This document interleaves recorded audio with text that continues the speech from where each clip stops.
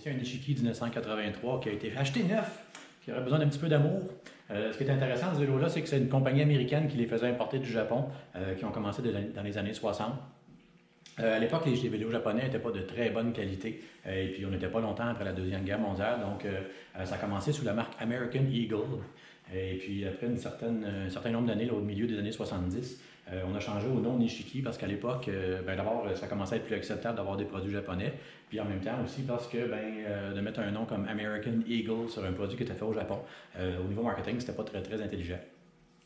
Par contre, le propriétaire de la compagnie dans les années 60 a visité le Japon, a visité une soixantaine d'ateliers, de compagnies, de fabricants de vélos pour ensuite trouver le meilleur qui allait faire le produit le plus haut de gamme, parce qu'à l'époque, dans les années 60, les vélos japonais étaient de piètre qualité. Ce qui fait que ceux-ci se vendaient normalement à peu près 3 fois plus cher que les autres vélos japonais. Donc on a ici un produit qui est quand même de haute qualité, mais c'est une compagnie américaine qui les faisait fabriquer selon ses spécifications et qui les importait pour l'Amérique du Nord au complet. Ce qui est intéressant de ça, c'est au début des années 80, le même monsieur qui a parti cette compagnie-là a aussi flairé la popularité des BMX. Et puis, il s'est associé avec une compagnie japonaise qui est la compagnie Kuwara pour faire le BMX qu'on a vu dans le film E.T. Si on se souvient du film avec E.T. dans le petit panier en avant, ce BMX-là, il a fait le tour de la planète. Puis cette compagnie-là a fait beaucoup d'argent avec les BMX Kuwara parce que il s'en est vendu un gros paquet.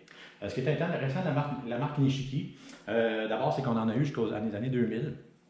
Et puis quand on a choisi le nom, on voulait avoir un nom qui était au niveau marketing intelligent, puis qu'on pouvait pas qui pouvait pas être sujet à des blagues racistes quand c'est sorti.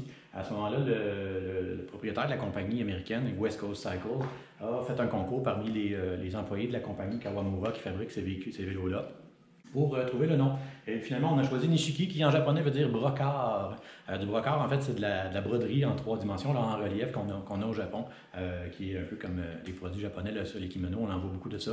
C'est brodé souvent aussi de fil d'or. Puis c'est pour ça aussi qu'on retrouve de l'or aussi, des stickers or sur le vélo, pour refléter ça aussi. Fait qu'on va aujourd'hui, première étape, tout démonter. Puis après ça, on va tout nettoyer, puis on va tout remonter. Donc on va voir une image de ce que ça donne avant et après.